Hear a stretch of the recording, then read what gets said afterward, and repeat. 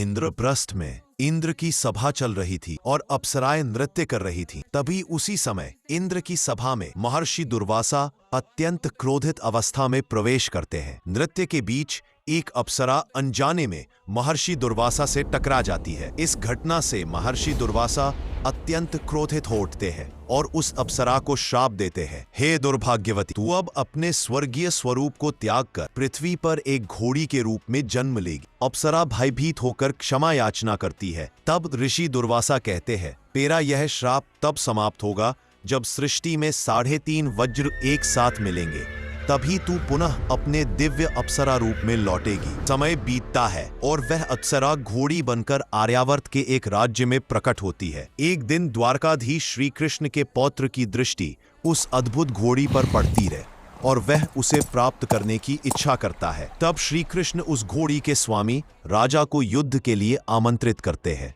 वह राजा सहायता के लिए पांडवों को संदेश भेजता है। इस प्रकार श्री कृष्ण और पांडवों के बीच महान युद्ध प्रारंभ होता है। युद्ध के दौरान श्री कृष्ण पांडवों की सेना पर सुदर्शन चक्र प्रक्षेपित करते हैं। उसी समय भीम, जो भगवान शंकर के शिष्य थे, सुदर्शन का सामना करने के लिए भगवान शिव का त्रिशूल प्रकट करते हैं। जब सुदर्शन चक्र और त्रिशूल आकाश में आपस में टकराते हैं तो सृष्टि हिल उठती है, जैसे प्रलय का समय आ गया हो। इस विनाश को रोकने के लिए एक और वज्र की आवश्यकता पड़ती है और हनुमान जी, जो स्वयं वज्र के समान बलवान है, आकाश में प्रकट होते हैं। हनुमान जी एक हाथ से सुदर्शन चक्र और दूसरे हाथ से त्रिशूल को थाम लेते हैं और जब वे दोनों को लेकर धरती की ओर उतरते हैं तब ये भय होता है कि यदि तीनों वज्र सीधे पृथ्वी से टकराएंगे तो सृष्टि चूर चूर हो जाएगी। तभी भीम, जो आधे वज्र के समान बलशाली थे, भूमि पर लेटकर उन्हें थामने का प्रयत्न करते हैं। हनुमान जी उनके ऊपर अपना पांव रखते हैं ताकि आघात का बल रोका जा सके।